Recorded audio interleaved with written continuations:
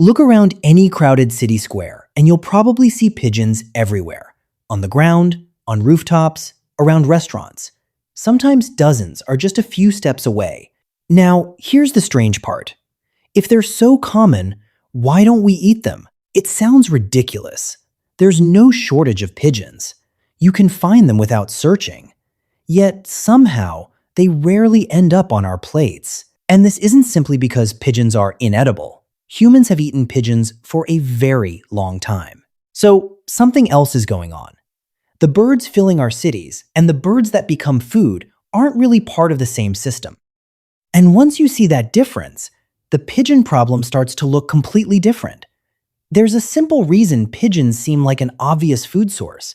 They're everywhere. They live around us, find food on their own, and use buildings as shelter. In some places, you can walk through a city square and see more pigeons than you can count.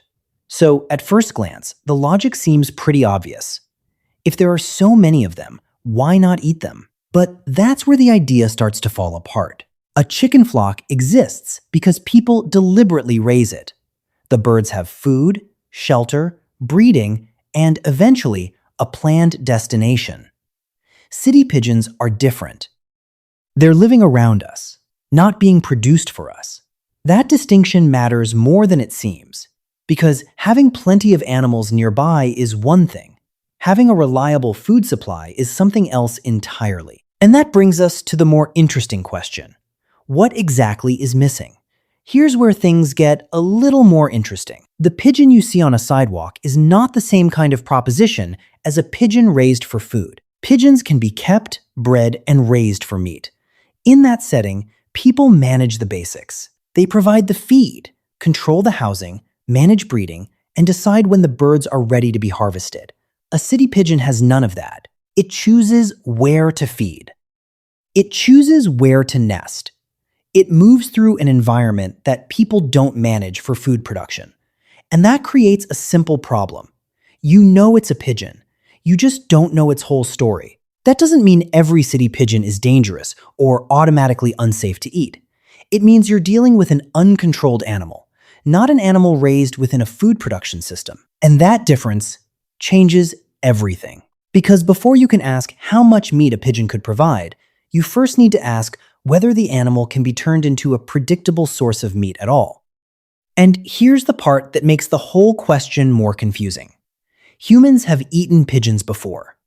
In fact, pigeons were raised specifically for meat. Young pigeons, often called squab, became part of different food traditions. So this isn't a story about a bird that humans simply decided was impossible to eat.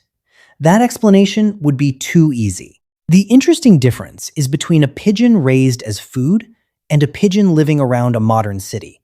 One exists inside a system built for eating. The other just happens to live near us. And that changes the question completely. We're not really asking, can humans eat pigeons? Clearly, they can. We're asking something much stranger. Why didn't the pigeons living all around modern cities become a major source of everyday meat? And to answer that, we have to look at what makes a food animal different from just an edible animal. So why not simply catch city pigeons and turn them into food? Because catching animals one by one is not the same thing as producing food. Imagine trying to supply a city using pigeons caught from rooftops, sidewalks, and train stations. Every bird would be another individual to find, capture, handle, and process. And pigeons are relatively small birds. That matters because a food system has to produce enough usable product to justify all the work around it. You would need a steady supply of birds.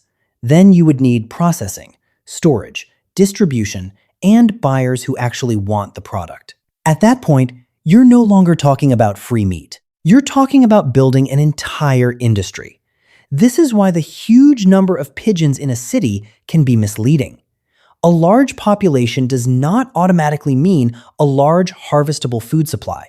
The birds are abundant, but the supply chain isn't. And once you see that, the comparison with another bird becomes much more interesting. And this is where chicken makes the comparison pretty brutal. Chicken isn't popular simply because people can eat it. It fits an entire food system. Farmers can raise chickens specifically for food. Their breeding, feeding, housing, processing, and distribution can all be organized around producing meat.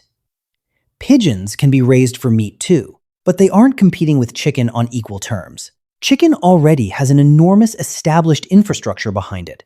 There are farms built around it. Processing facilities are designed for it.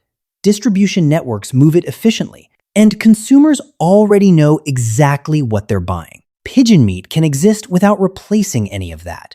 But turning pigeons into a major everyday protein would require building a much larger production system around them. And there has to be a reason to do that. That's the important part. Food systems don't simply choose animals that can be eaten. They favor animals that fit the system already built around them. So chicken doesn't need to be the only possible bird to eat. It just needs to be the practical one. And now we get to something that has less to do with the bird itself.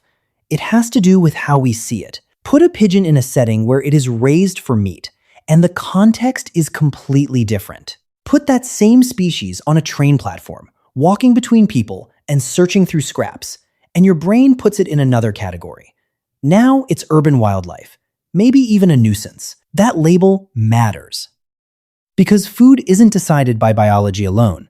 Culture and context shape what feels normal to eat. You probably see pigeons all the time.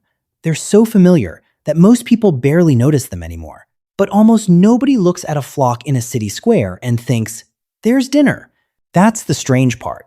The bird didn't suddenly become a different species. Our relationship with it changed. And once an animal moves into the category of urban wildlife, another practical question becomes harder to ignore. Where did this particular bird come from? That question matters more than you might think. When you buy chicken, you're buying the result of a regulated food production process. The bird was raised for food. Its feed and environment were managed. The meat then went through defined handling and processing before reaching you. With a random city pigeon, you don't have that same chain of information. You don't know exactly where it has been. You don't know what it has eaten throughout its life. You don't know what environments it has moved through. That doesn't mean every city pigeon is dangerous. It means the history of that individual bird is unknown. And that uncertainty matters when you're trying to build a food system people can trust.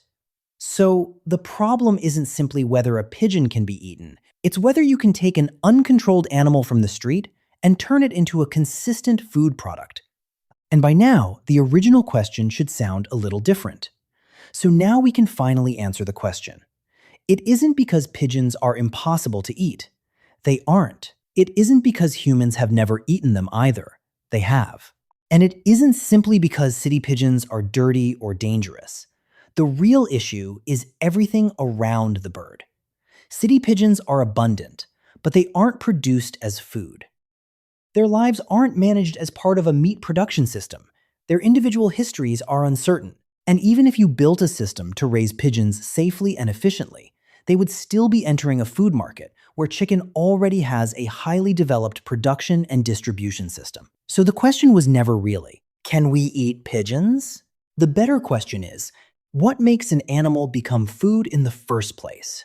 Because being edible is only the beginning. An animal becomes everyday food when production, safety, economics, distribution, and human culture all line up. And suddenly, the pigeons covering the city make a lot more sense. So the next time you walk through a city and see pigeons covering the sidewalk, look at them a little differently. At first, they seem like an obvious source of food.